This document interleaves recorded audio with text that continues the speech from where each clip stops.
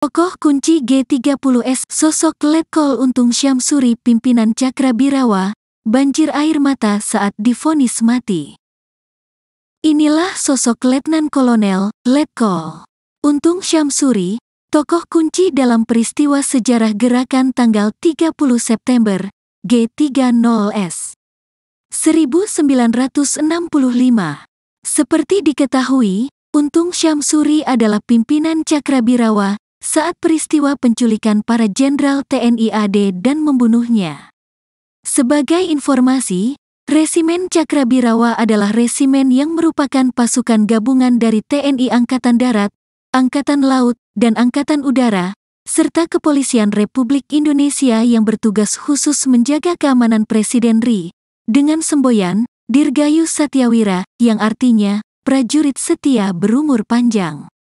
Untung Syamsuri merupakan salah satu pelaku dalam peristiwa tanggal 30 September tahun 1965. Seperti yang diketahui, Letkol Syamsuri sempat menjadi buronan. Kemudian atas perintah Maijen Soeharto, Letkol Syamsuri berhasil ditangkap. Berdasarkan informasi yang dihimpun, Letkol Untung lahir dengan nama kecil Kusman di Kebumen, Jawa Tengah, tanggal 3 Juli tahun 1927. Sejak kecil, Kusman alias Untung diangkat sebagai anak oleh pamannya yang bernama Syamsuri. Dari sinilah, namanya kelak dikenal sebagai Untung Syamsuri. Selepas menamatkan pendidikan dasar, Kusman meneruskan studinya ke sekolah dagang, namun belum sempat tamat lantaran pasukan Jepang masuk ke Indonesia pada 1942. Jepang menguasai Indonesia setelah Belanda menyerah dalam suasana Perang Dunia II itu. Kusman kemudian memutuskan bergabung dengan Heiho, atau Tentara Pembantu Bentukan Jepang pada 1943. Dari sinilah, karir militer Kusman dimulai. Setelah Indonesia merdeka tanggal 17 Agustus tahun 1945, Kusman yang merupakan mantan anggota Heiho, menjadi anggota Angkatan Perang Republik Indonesia dengan pangkat sersan. Dalam perang mempertahankan kemerdekaan yang dimulai sejak 1945, lantaran Belanda kembali dan ingin berkuasa di Indonesia lagi, Kusman bergabung dengan Batalion Sudikdo, dengan wilayah operasi di Wonogiri, Jawa Tengah. Pada 1948, Kusman bersama Batalion Sudikdo terlibat dalam peristiwa yang disebut pemberontakan Madiun. Setelah peristiwa itu, Kusman mengganti namanya menjadi Untung Syamsuri dan kembali bergabung dengan TNI.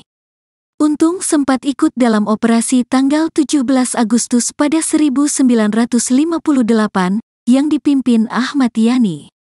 Saat itu, Untung masih menjadi komandan kompi dengan pangkat Letnan I. Lalu pada 1959, Untung kembali ke Jawa Tengah. Setelah operasi selesai, Untung menjadi komandan Batalion 454 para Banteng Riders di Ponegoro, Srondol, Selatan Semarang. Saat itu pangkatnya mayor. Sekitar tanggal 14 Agustus tahun 1962, Untung diterjunkan ke daerah Sorong, Papua Barat. Untung merupakan bagian dari Operasi Mandala yang dipimpin Soeharto. Operasi militer itu sukses, ia mendapat kenaikan pangkat secara istimewa dari mayor ke letnan kolonel. Selain itu, Untung juga mendapatkan bintang jasa setelah memimpin pasukan gerilya menyerang tentara Belanda di Papua Barat. Karir militer Untung terbilang baik. Ia dipercaya untuk menjabat Komandan Batalion I Kawal Kehormatan Resimen Cakrabirawa. Seperti yang diketahui, Untung kemudian mengangkat diri sebagai Ketua Dewan Revolusi, sekaligus memimpin gerakan tanggal 30 September hanya untuk melindungi Bapak Nasionalis Indonesia, Soekarno yang sekaligus menjadi atasan Untung. Letkol Untung sempat kabur setelah peristiwa tersebut, namun ia berhasil ditangkap di kota Tegal, Jawa Tengah. Setelah ditangkap ia menjalani pemeriksaan dan persidangan di Mahkamah Militer Luar Biasa, Mahmilep, Jakarta. Hasil sidang, Majelis Hakim menjatuhkan vonis mati kepada Untung pada tanggal 7 Maret tahun 1966. Menurut Majelis Hakim, Untung terbukti melanggar semua dakwaan yang disampaikan auditor militer.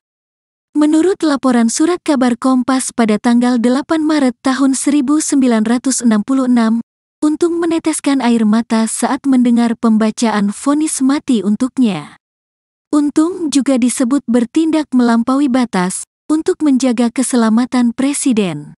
Untung kemudian ditahan sebelum dieksekusi pada 1967 di Cimahi, Jawa Barat.